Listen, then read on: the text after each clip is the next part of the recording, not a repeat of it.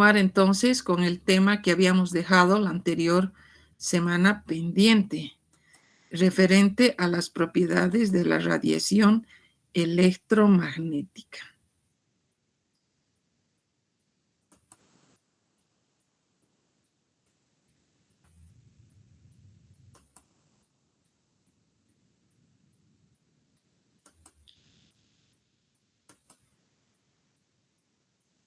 Bien, entonces vamos a empezar con algunas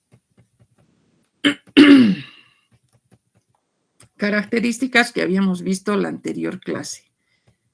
Y nos referíamos a la radiación electromagnética, que constituía un elemento fundamental dentro de lo que nosotros veríamos posteriormente, que eran los distintos métodos, técnicas instrumentales, con el objetivo de conocer la concentración del analito presente en una muestra. Habíamos definido inicialmente que a la radiación electromagnética como una forma de energía que se propagaba en el espacio bajo la forma de ondas electromagnéticas que resultaban de una serie de oscilaciones conjuntas en un campo eléctrico y magnético, perpendiculares entre sí y también a la dirección de propagación. Resumiendo, si nosotros recordamos las propiedades principales de la radiación electromagnética, sabíamos que es una forma de energía transmitida en el espacio a grandes velocidades. Cuando hablamos de esa velocidad, que además es constante, nos estamos refiriendo a 3 por 10 a la 8 metros sobre segundo. También sabemos que tiene un comportamiento sinusoidal y de partícula, y debemos referirnos a dos componentes fundamentales, el campo eléctrico y el campo magnético. Por otro lado, no requiere ningún medio de soporte para propagarse, y a diferencia de otro tipo de ondas, como es el caso del sonido, por ejemplo, y la característica fundamental, vuelvo a hacer hincapié, es que tiene un carácter o tiene una dualidad, es decir, tiene un comportamiento, como dice acá, de onda y de partícula. De tal manera que estas dos propiedades, estas dos características, a nosotros nos van a permitir llegar a comprender una serie de fenómenos, como por ejemplo, si hablamos de las interferencias, si hablamos de la difracción, y en el caso del comportamiento como partícula, tenemos pues un ejemplo en el caso del efecto fotoeléctrico.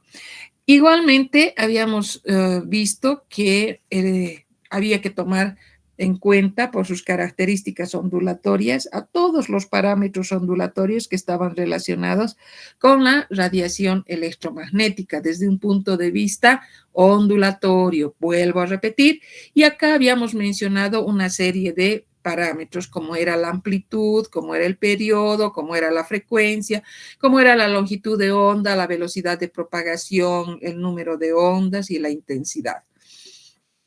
Cuando nosotros nos referíamos a la radiación electromagnética, hemos visto, o sea, siempre hemos tomado en cuenta aquella manifestación más frecuente, era la luz, y también podíamos tomar en cuenta al calor.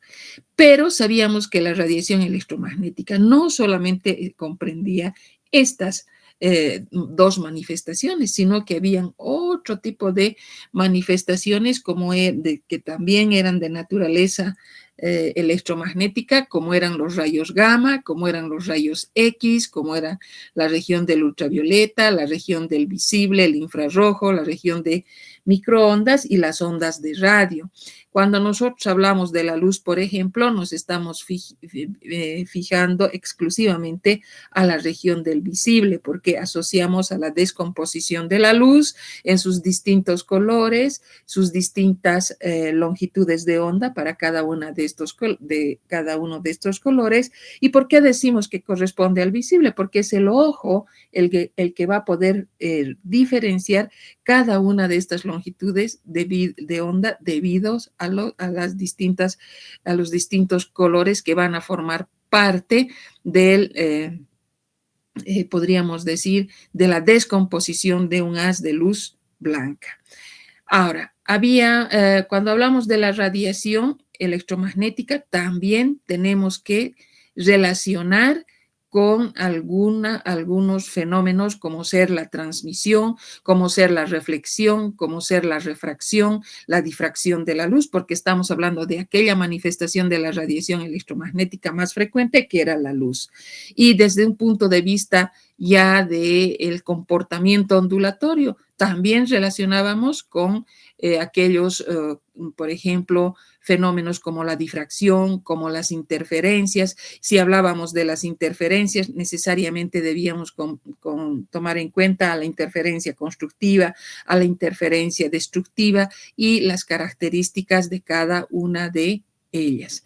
Entonces, y si hablamos de la dispersión, tenemos que referirnos a la dispersión anómala, a la dispersión normal y las características que esta podía y la relación, además, que podía tener con el índice de refracción. Bien, hemos hecho un ligero resumen de aquellas características, de aquellas propiedades ondulatorias de la radiación electromagnética. En una palabra, resumiendo en pocas palabras, diremos así, aunque la radiación electromagnética se va a propagar como onda, también va a interactuar con la materia. ¿Y cómo lo va a hacer al interactuar con la materia? Lo va a hacer de una forma como una partícula, como un fotón, de tal manera que así se demuestra, se constata el comportamiento dual que llegue a tener la radiación electromagnética. Ese comportamiento ondulatorio que hemos asociado con una serie de fenómenos y el comportamiento como partícula, que es lo que nos tocaría ver en este momento. Cuando hablamos entonces de las propiedades mecánico-cuánticas de la radiación electromagnética, nosotros inmediatamente vamos a asociar a lo que es el efecto fotoeléctrico. ¿Qué decimos o cómo definimos al efecto fotoeléctrico? Como ustedes podrán ver en la diapositiva, vamos a ver que tenemos un haz de luz, un haz de fotones, como hemos dicho al definirlos. Este haz de fotones, pueden fijarse, va a incidir sobre una placa, sobre una, ¿dónde estamos acá? Un ratito, esto, para que podamos ver. Miren, tenemos un haz de luz, o sea, un haz de fotones. Estamos hablando, no se olviden, desde el comportamiento como partícula. Acá tenemos una superficie metálica. ¿Y qué es lo que va a ocurrir? Vamos a tener ese haz de fotones, va a incidir en esta placa metálica y vamos a ver que aquí los electrones presentes van a removerse, van a agitarse, si vale el término, para finalmente van a poder ser liberados. Este fenómeno, o sea, vamos a ver que, como pueden ver, estos electrones liberados, solo vamos a poder comprender, solo vamos a poder explicar este fenómeno fotoeléctrico si los fotones van a contar o van a tener la energía suficiente, cosa que no podríamos considerarla, cosa que no podríamos llegar a comprender si nosotros tomamos en cuenta al haz de luz como una onda, con un comportamiento ondulatorio, con sus propiedades ondulatorias. Pero sí, este efecto fotoeléctrico lo llegamos a comprender plenamente con ese comportamiento de la radiación electromagnética del haz de luz como un haz de fotones, como un haz de partículas que van a incidir sobre una superficie metálica. Vamos a ver que este principio también más adelante lo vamos a poder relacionar con el funcionamiento de algún componente de los instrumentos donde ya hay algo más de, diríamos, detalle en cuanto a las estructuras de las capas metálicas, etcétera, etcétera, y algunas propiedades que además deben cumplir. Bien, pasamos entonces a, una vez que nosotros hemos mencionado, nos hemos referido a este comportamiento como partícula, como haz de fotones, nosotros tenemos pues entonces que hablar o asociar a unos fenómenos, como es el caso de la absorción de la radiación electromagnética. Cuando nosotros hablamos del fenómeno de la absorción de radiación, ¿cuándo se presenta esta? La absorción de radiación electromagnética, nosotros la podemos definir como aquel proceso en que un material va a captar, va a absorber energía y como consecuencia va a haber un incremento, va a producirse un aumento de energía interna de la materia. Y esto va a poder manifestarse de distinta manera. Es decir, va a depender también del tipo de radiación. Entonces, primero podemos hablar o podemos relacionar con un aumento de la temperatura. Luego, este incremento, esta ganancia, si vale el término, de energía, va a producir una excitación electrónica. También podemos asociar a un fenómeno de ionización. También podemos relacionar con algún tipo de reacciones químicas y directamente tomar en cuenta, por otro lado, la emisión de luz. Entonces, la absorción, ese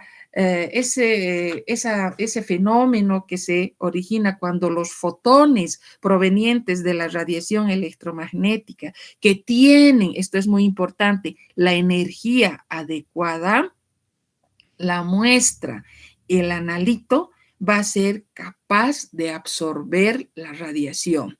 Entonces, ustedes están viendo acá en la gráfica donde nosotros tenemos al átomo, va a producirse la absorción de radiación. ¿Qué va a ocurrir? Acá vamos a tener como consecuencia, una vez que ha sido capaz de absorber una cantidad de energía adicional a la que tenía, va a dar lugar a que aquellos átomos que han ganado, que han incrementado su cantidad de energía, se van a convertir en átomos excitados que han pasado a niveles energéticos superiores, como podemos ver en esta parte. Van a pasar hacia energéticamente a niveles de energía superiores.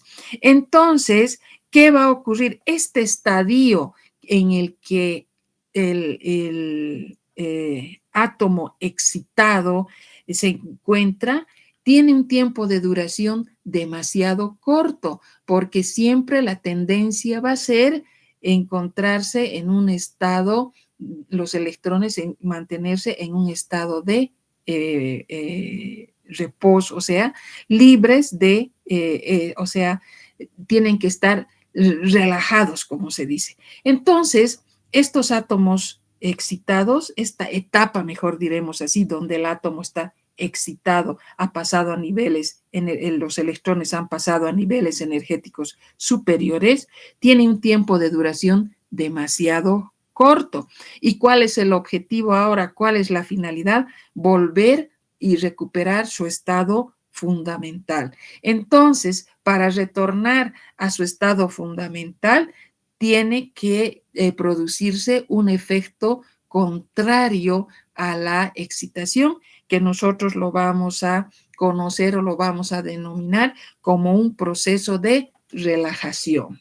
Eso ocurre cuando nosotros estamos hablando de la absorción de radiación, de aquella etapa donde el analito a nivel de sus átomos, a nivel de sus electrones, va a llegar va a ganar una cantidad adicional, va a obtener una cantidad adicional de energía y necesariamente esto va a producir un estado de excitación que tiene un tiempo de duración demasiado corto y necesariamente debe volver a su estado fundamental. Ahora, además es importante recordar que los fotones de la radiación han tenido que contar con la cantidad de energía adecuada para que la muestra los absorba. Entonces, estos estadios que son demasiado cortos hacen que los electrones se deshagan de esa cantidad adicional de energía que habían ganado al absorber.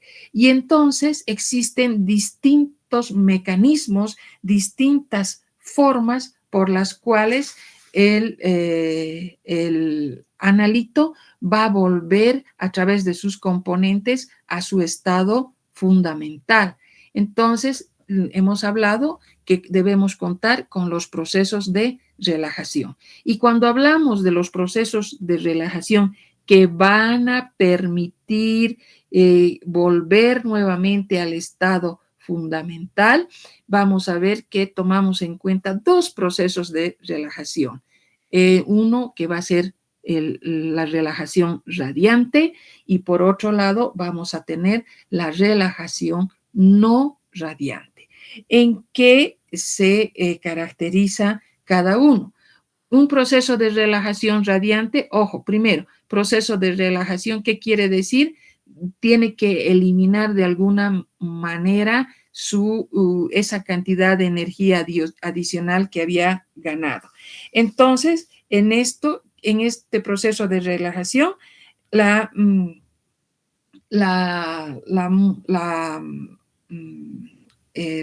tenemos que mencionar aquí que vamos a considerar a los procesos de emisión. Y dentro de los procesos de emisión, nosotros consideramos tanto a la fluorescencia como a la fosforescencia. Entonces, ¿qué ocurre cuando nosotros estamos hablando exclusivamente del fenómeno de la emisión? Esa radiación electromagnética que se originó cuando las partículas excitadas van a relajarse, van a pasar a niveles energéticos inferiores y como consecuencia van a ceder esa cantidad adicional, ese exceso de energía, la van a eliminar a través de una emisión de fotones. Y cabe recalcar acá que para que se produzca este proceso de relajación, necesariamente tenemos que contar con una partícula, con un átomo, con un analito previamente excitado. Y nosotros, en el caso actual que estamos recordando o estamos revisando, estamos hablando de cómo han sido excitados, cuál es el origen de esa excitación del analito, ha sido a través del fenómeno de la absorción de radiación. Han absorbido una cantidad adicional de energía que los ha llevado a un estado de excitación porque se ha incrementado la cantidad de energía y existe la necesidad de volver al estado fundamental, porque estos estadios son de un tiempo de duración extremadamente corto, entonces deben retornar. ¿Y qué es lo que hace? El analito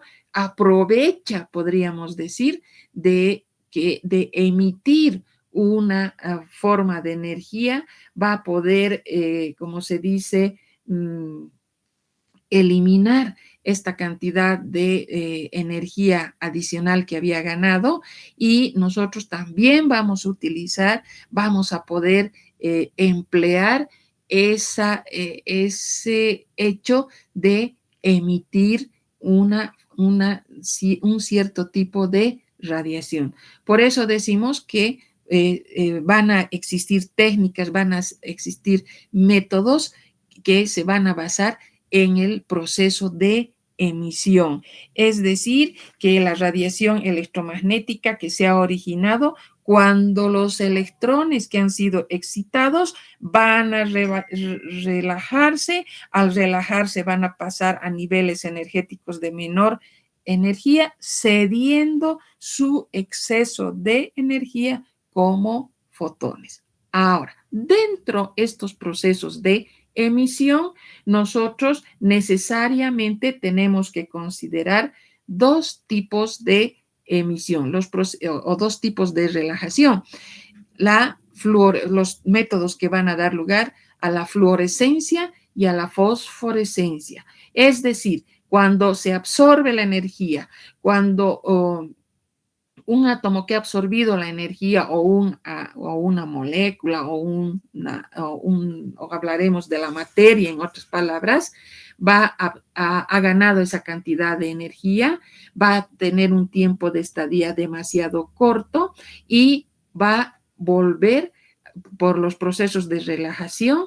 Vamos a tener una relajación radiante donde consideramos a la emisión y vamos a considerar acá a dos fenómenos más conocidos como la fluorescencia y la fosforescencia. ¿En qué consiste cada uno de ellos?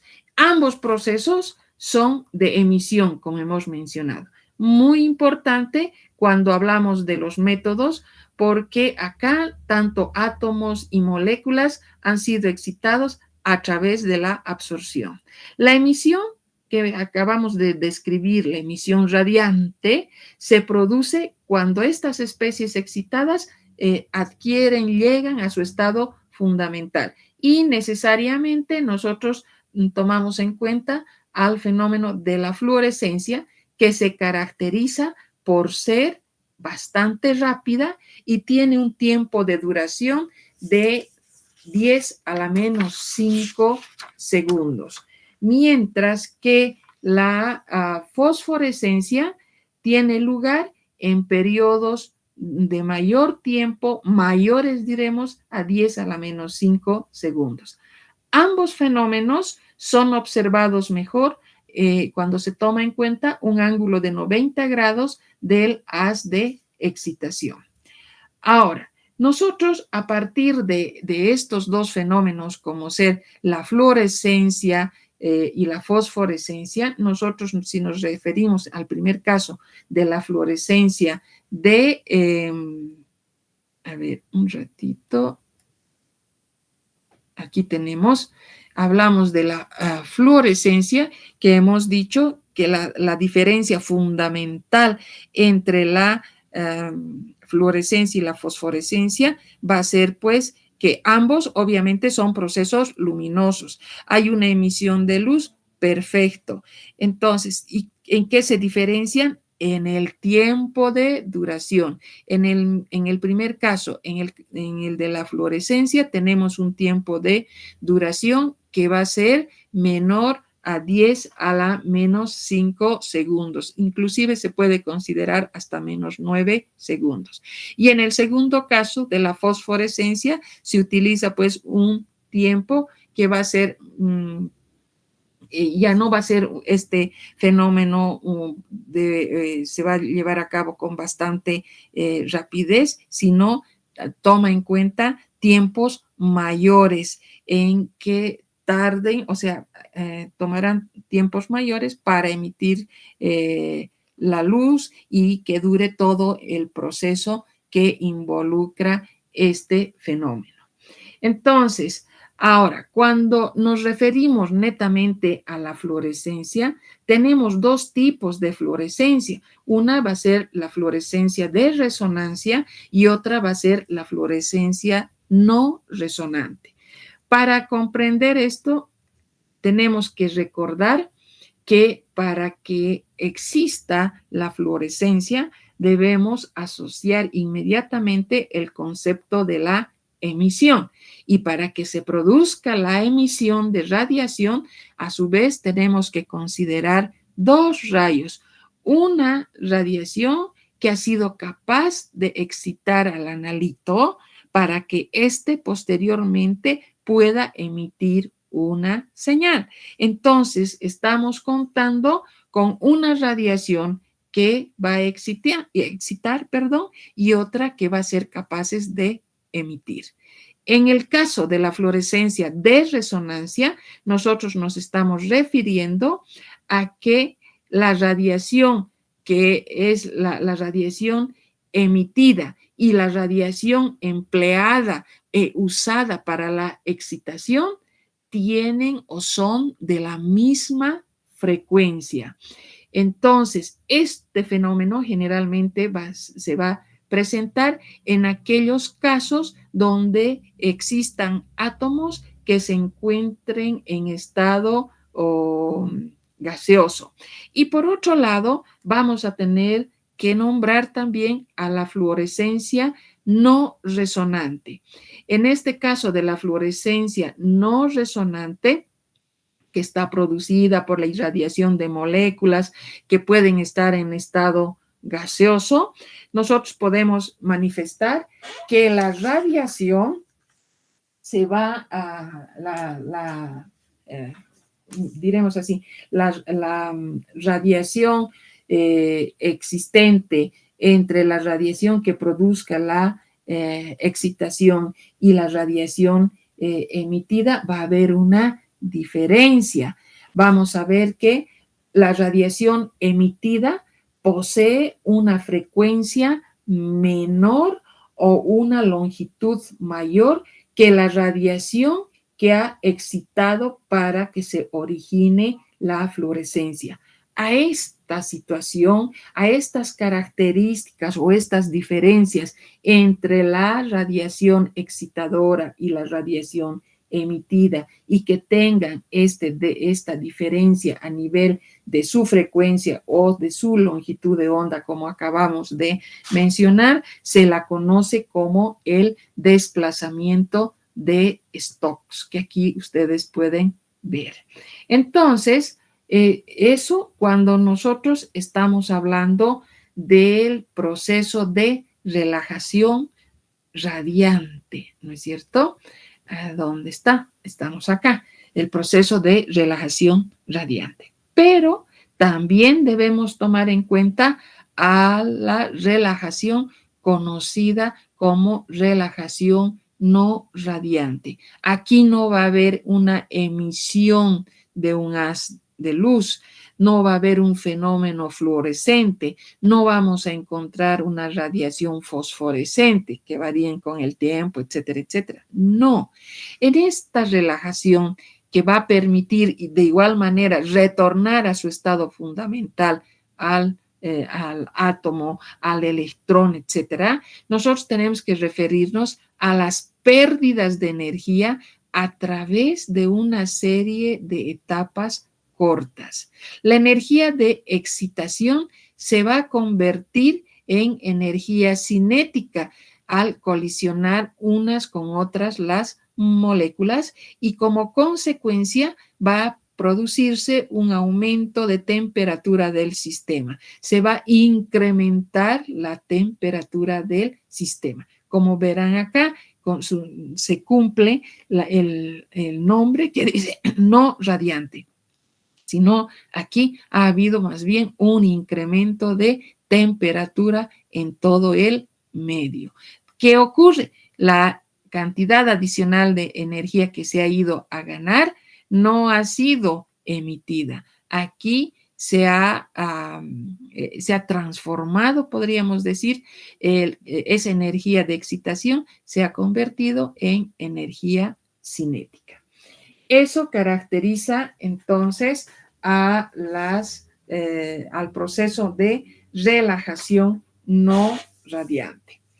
Bien, ahora también tenemos que referirnos, aquí tenemos el caso del proceso de excitación, los procesos de emisión que toman en cuenta la fluorescencia y la fosforescencia, donde la única diferencia es el tiempo.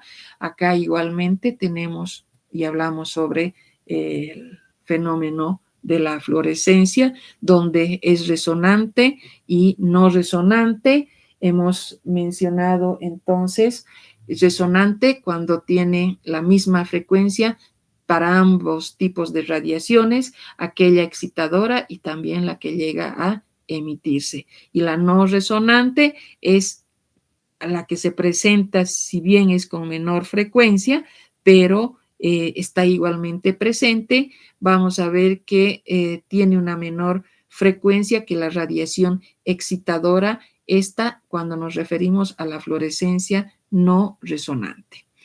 Bien, ahora nos vamos a referir a lo que es la radiación térmica o la radiación de cuerpo negro.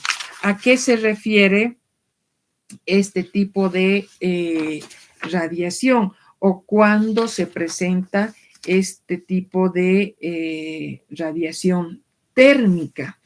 Este tipo de radiación térmica nosotros la podemos explicar a través de que la luz emitida por el calentamiento de los objetos va a ir desde el calor, o digamos, rojo en un inicio hasta el blanco, ¿no? Dependiendo la temperatura a la que llegue.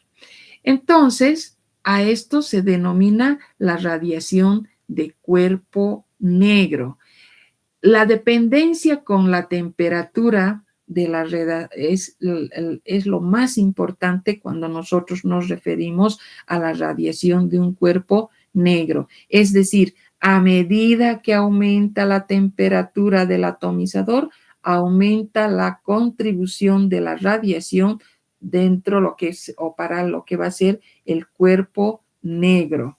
Entonces, este proceso de radiación, o sea, este otro método que nosotros tenemos que mencionar y la conocemos como radiación térmica, nosotros podríamos definirla como una radiación continua que se presenta, que se genera cuando se calientan los sólidos hasta la incandescencia. En estos métodos, lo importante es la temperatura que alcance la superficie emisora. Va a ser mucho más importante que tomar en cuenta la naturaleza del compuesto que sea o que se utilice para este fin. Entonces, ¿cómo se forma o por qué llamamos esta radiación de cuerpo negro? Es que se debe a una serie de oscilaciones atómicas, oscilaciones moleculares que obviamente van a ser excitadas y posteriormente van a originar o van a dar lugar a una serie de instrumentos que utilizan sólidos calentados para producir distintos tipos de radiación, como por ejemplo en el caso del infrarrojo, o podemos tomar en cuenta alguna otra región. Podríamos resumirlo hablando de una transferencia de calor a través o por medio de la radiación electromagnética. Ahora, algo más que nos estamos olvidando en esta parte, ¿dónde está? De los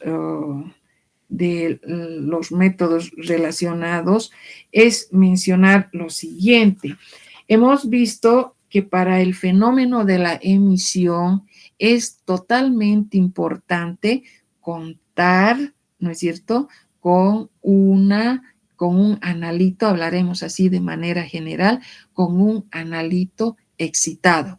Y nosotros hasta este momento nos hemos referido a que cómo vamos a encontrar, cómo vamos a lograr que un átomo, una molécula lleguen a excitarse cuando absorban, cuando ganen la determinada cantidad de energía.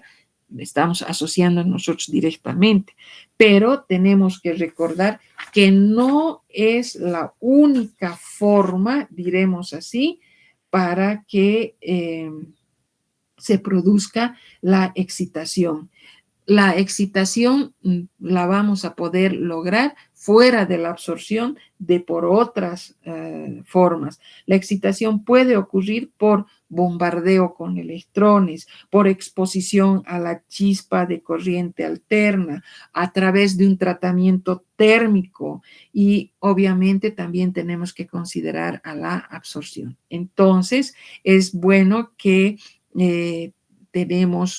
tengamos bien clara que la idea de que la excitación no solamente se debe a la absorción de radiación electromagnética, sino tenemos que hablar de fenómenos como el bombardeo con electrones, la exposición a la chispa de corriente alterna o finalmente hablar de un tratamiento térmico en arco o también utilizando la llama. Esos son, diríamos, mecanismos que igualmente van a lograr o a través de los cuales vamos a conseguir lograr excitar a la materia, excitar al analito, excitar a la molécula o al átomo o a sus respectivos electrones, como hemos mencionado. Bien, de esta manera nosotros vamos a terminar nuestro tema y pasaríamos a un siguiente tema que se refiere al... ya hablaríamos de los componentes de los equipos dentro de lo que se va a utilizar para los distintos métodos que vayamos a utilizar. Entonces, veremos esto un ratito. Ojalá podamos adelantar.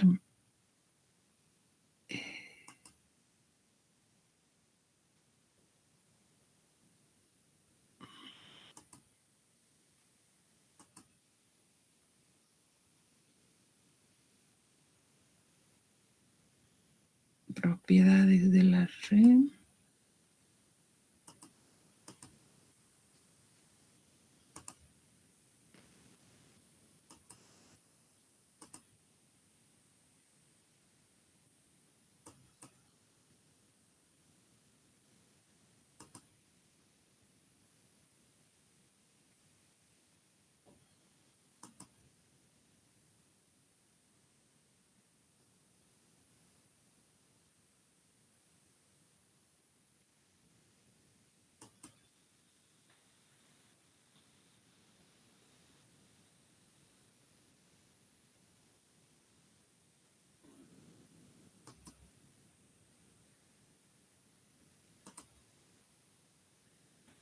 Pueden observar, jóvenes.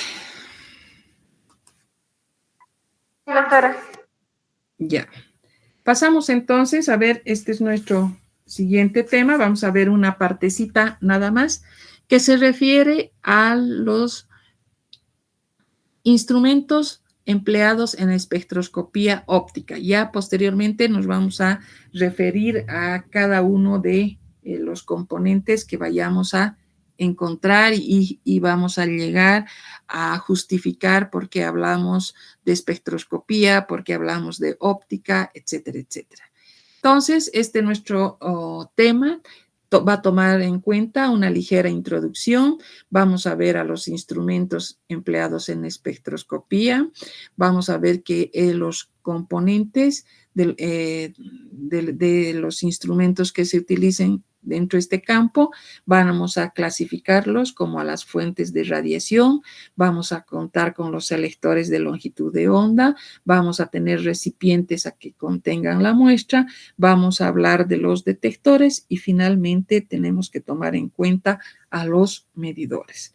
Entonces, vamos a empezar con una ligera introducción y vamos a referirnos a lo que ya habíamos visto tal vez en algún otro tema anteriormente, y decíamos que aquellos métodos instrumentales que nosotros empleemos para la cuantificación, para encontrar la información que nos proporcione sobre la cantidad de un determinado analito presente en una muestra, utilizan o funcionan, como se dice, dentro tres regiones del espectro electromagnético.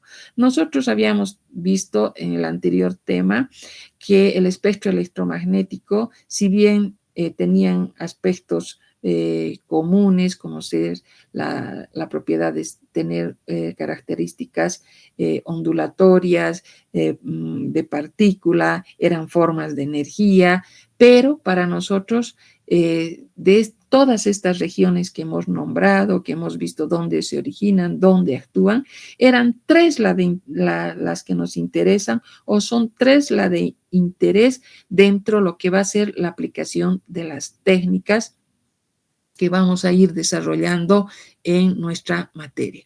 Y esas tres regiones van a ser la región del ultravioleta, la región del visible y una pequeñísima porción, fracción, diremos así, de la región del cercano infrarrojo. Entonces, ¿qué característica tienen generalmente la región del ultravioleta y del visible? Que vamos a tener la energía a través de llega hacia los electrones externos o de valencia. Entonces, desde ese punto de vista, nosotros vamos a utilizar, vamos a ver que existen componentes que son muy parecidos, pero en ningún momento van a ser los mismos componentes. Por eso decimos que son componentes parecidos, pero no iguales. Y dentro de los equipos que nosotros vayamos a tomar en cuenta, vamos a tener a los espectrofotómetros, vamos a tener a los fotómetros que están relacionados con los fenómenos de absorción, con los fenómenos de emisión y tomando en cuenta la fluorescencia. Entonces, estos tres fenómenos van a originar a métodos que nos van a permitir determinar, calcular, llegar a encontrar, en otras palabras, la concentración de un analito presente en una muestra. Acá tenemos entonces unos esquemas, unos diagramas de los componentes que vamos a encontrar en los equipos que estén, como se dice, empleados, que se los pueda emplear en el caso, por ejemplo, de los fenómenos que son tres. En primer lugar, vamos a tener a la absorción, luego vamos a hablar de la emisión y luego vamos a referirnos a la fluorescencia. Entonces, nosotros acá en esta primera instancia tomamos en cuenta a 5 componentes y vamos a tener una fuente de radiación. Vamos a contar con un selector de longitud de onda, vamos a tener un recipiente que contenga a la muestra, que va a ser el analito, vamos a tener un detector y luego vamos a tomar en cuenta al procesador de señal y que además incluye al dispositivo o al sistema de lectura. Si ustedes se fijan, tenemos 1, 2, 3, 4, 5 componentes.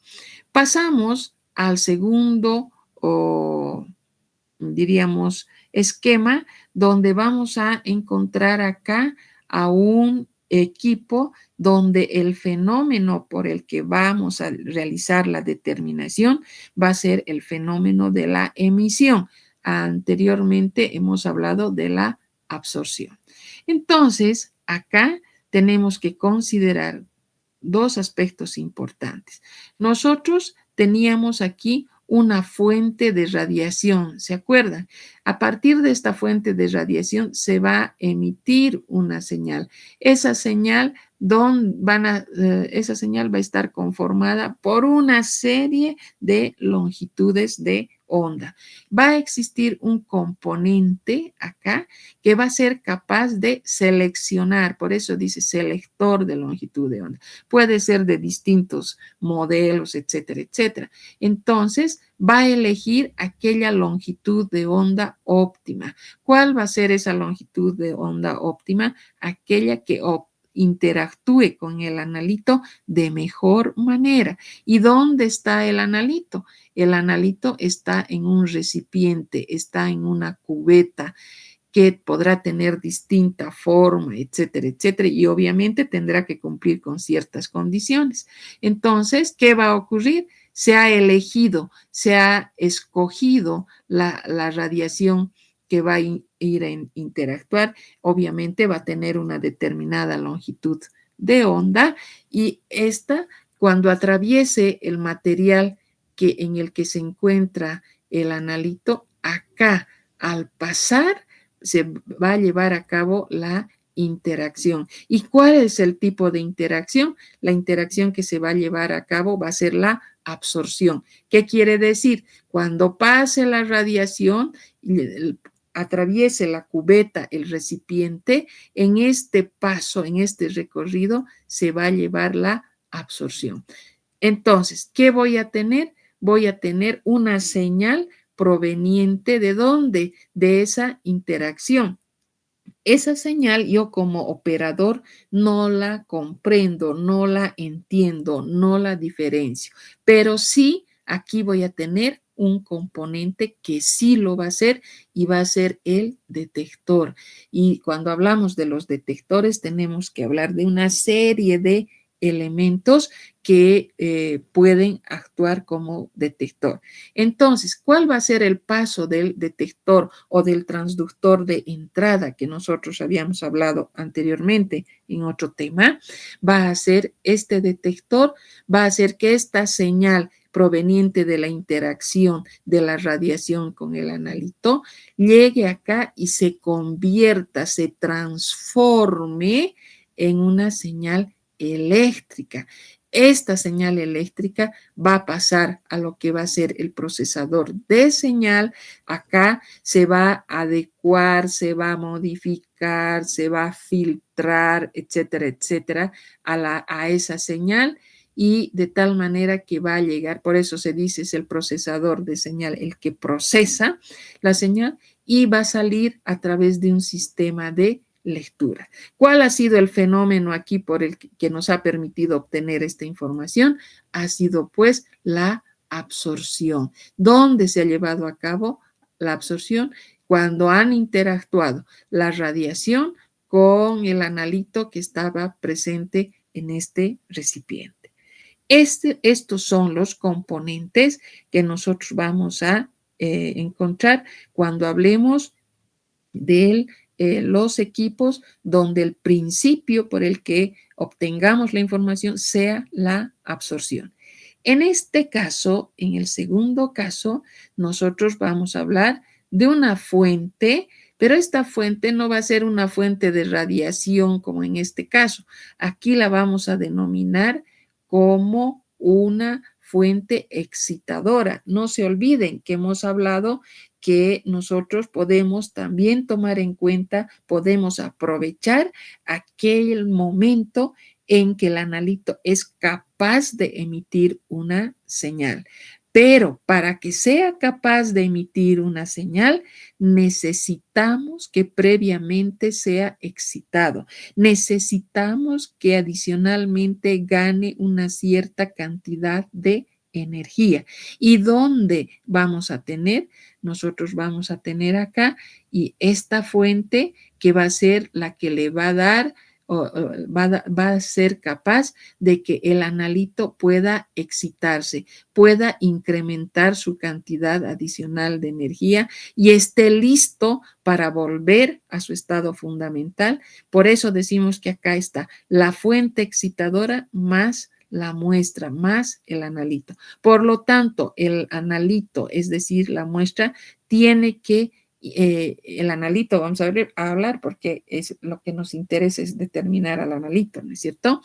Va a interactuar con la fuente excitadora que puede ser la llama, entonces acá se va a excitar y ustedes saben que estos espacios cuando el analito está excitado tiene un tiempo de duración extremadamente corto porque tiene que volver a su estado fundamental, entonces se aprovecha que en estas circunstancias va a ser capaz de emitir una señal. Y esa señal va a pasar respectivamente hacia el selector de longitud de onda que dependerá, ya veremos posteriormente cuál se lo elige, qué tipo de selector de longitud de onda, va a pasar a un detector y finalmente al procesador de señal que incluye al sistema de lectura.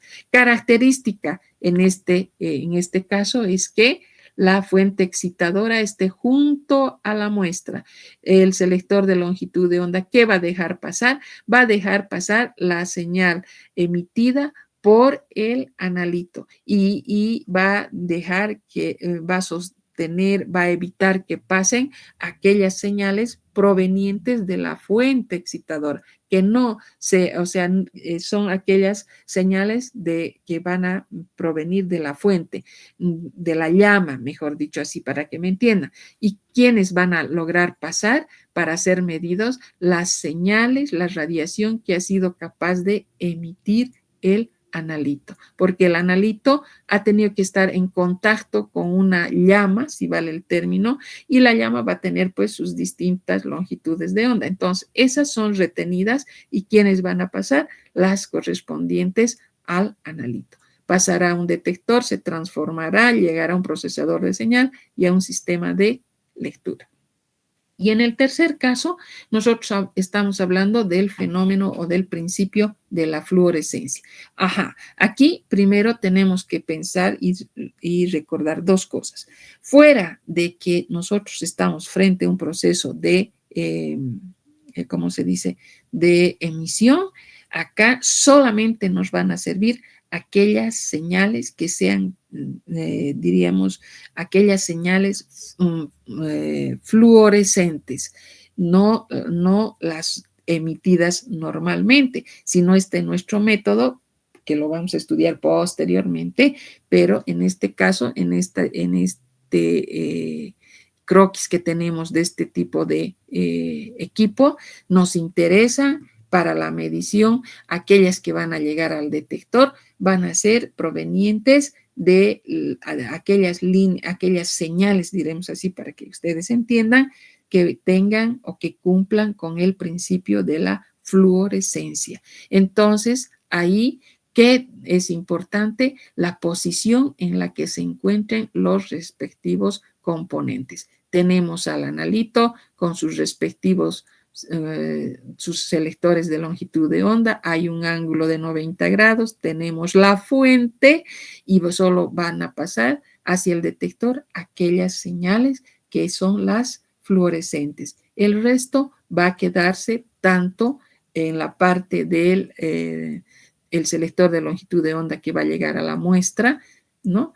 Que va a dejar pasar solamente aquellas que van a llegar aquí, aquellas que nos sirvan, aquellas que podamos utilizar, aquellas que sean capaces de emitir una señal fluorescente.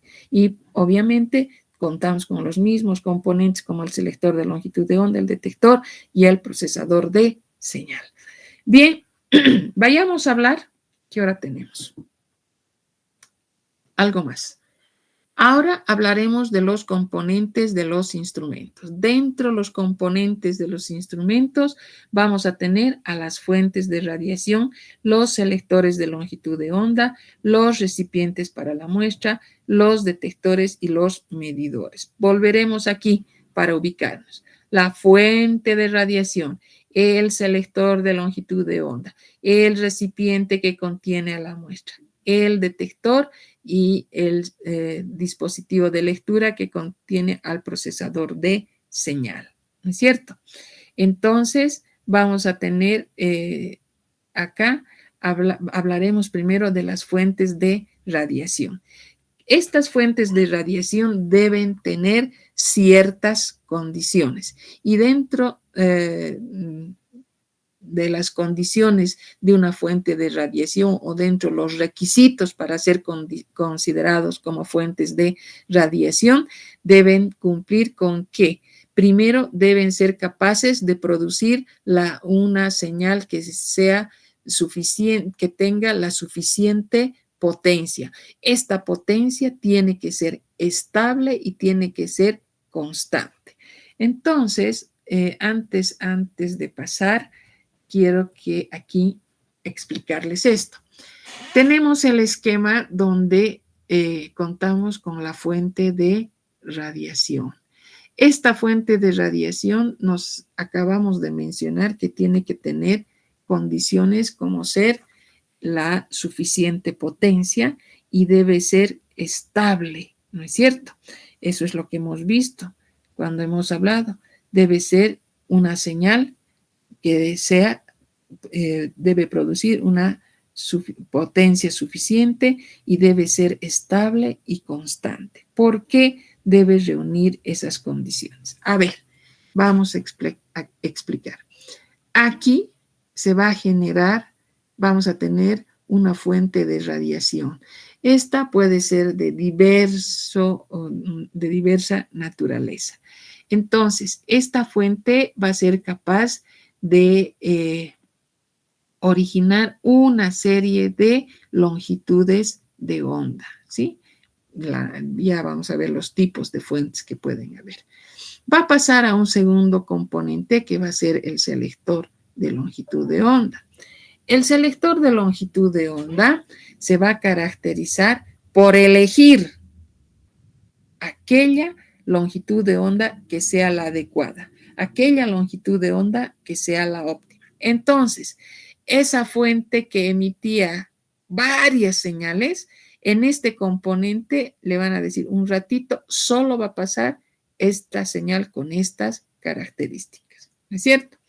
Entonces, ¿qué va a ocurrir? Esa señal va a llegar al recipiente que contiene la muestra y en el paso a través de esta distancia, de este espesor, se va a llevar a cabo la absorción de radiación. Y lo que no haya sido absorbido aquí, se produce la absorción y vamos a pasar hacia un detector. En este detector, esta señal que viene de la interacción de la radiación con el analito, esa señal que ha sido absorbida, etcétera, etcétera, va a pasar hacia el detector.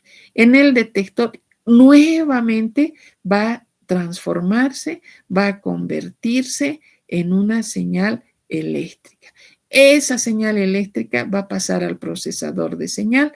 En el procesador de señal, ¿qué va a ocurrir? Se irá eligiendo, se filtrará, se eliminará lo que no corresponde al analito, lo que no interesa, etcétera, etcétera. Podremos someter a una serie de situaciones donde estemos restringiendo a cualquier señal que no represente al analito, porque nosotros buscamos una señal que me dé exactamente la cantidad del analito presente en la muestra. Estamos cuantificando. Entonces, pueden ser diversos las situaciones que se lleven a cabo, que se desarrollan en el procesador de señal y finalmente llega al dispositivo de lectura. Como verán, son 1, 2, 3, 4 componentes por los cuales tiene que pasar la señal proveniente de la fuente de radiación. Por eso decimos, tiene que ser lo suficientemente potente y tiene que ser estable y constante, porque su recorrido, imagínense, es bastante largo hasta llegar al sistema de lectura.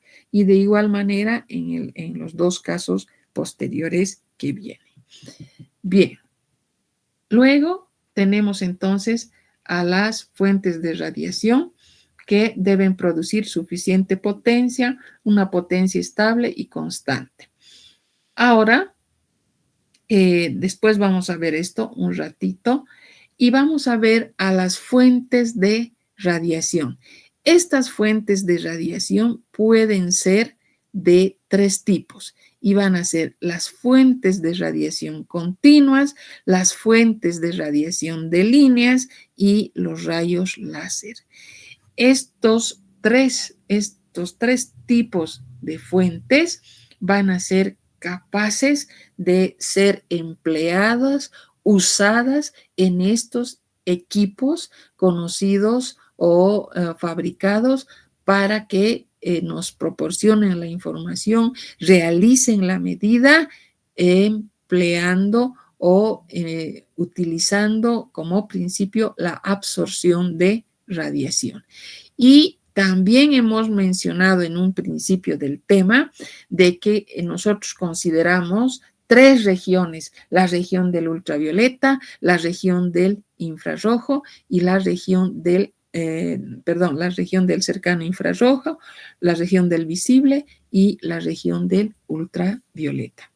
Las fuentes continuas, como su nombre dice, emiten una o varias longitudes de onda dentro de un amplio rango de longitudes de onda características.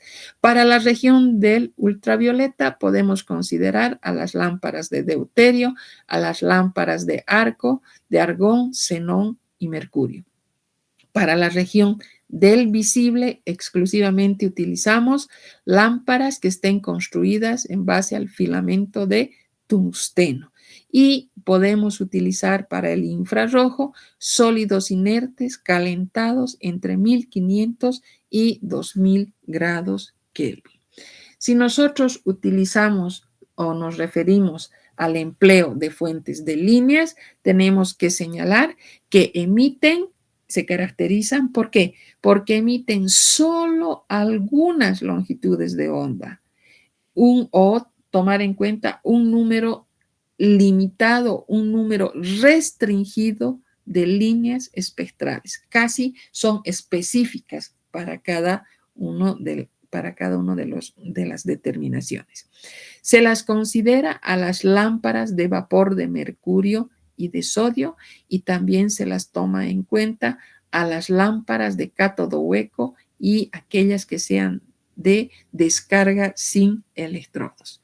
Y finalmente tenemos a los rayos láser, que se caracteriza los rayos láser por tratarse de radiaciones muy intensas y coherentes y están basados en la emisión estimulada de radiación, de tal manera que deben tener tres características: la monocromaticidad, la coherencia y existe una emisión en dirección definida.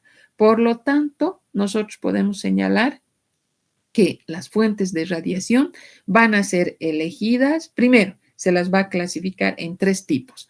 En las fuentes de radiación continuas, que caracterizan a las fuentes de radiación continuas, que son aquellas que emiten varias longitudes de onda que están dentro de un amplio rango de longitudes de onda. A ver, un ejemplo. Estamos hablando de aquellas lámparas que van a ser capaces de emitir longitudes de onda comprendidas en la región del visible. Estoy hablando de 490, 500, 550. Esa es una fuente de radiación continua. Eso me permite utilizar para varias determinaciones donde me digan, usted hace la determinación a esta longitud de onda. Por eso es una fuente de radiación continua. Pero si yo hablo de la región de unas fuentes de líneas, dicen, ojo, emiten solo alguna longitud de onda o un número muy limitado. Por eso decimos que casi son específicos para cada determinación. Y en última instancia, se pueden considerar como fuentes de radiación a los rayos láser, donde estos tienen que guardar las características respectivas de ser altamente monocromáticos, tienen que tener coherencia y la emisión es en dirección definida. Los rayos láser están basados en la emisión estimulada de radiación y la característica fundamental de estos rayos que se trata de una radiación altamente intensa y coherente. Vamos a quedar acá para continuar la próxima clase con con la descripción de todo el resto de los componentes que nos faltarían. Que tengan un buen resto de la tarde, jóvenes. Hasta luego.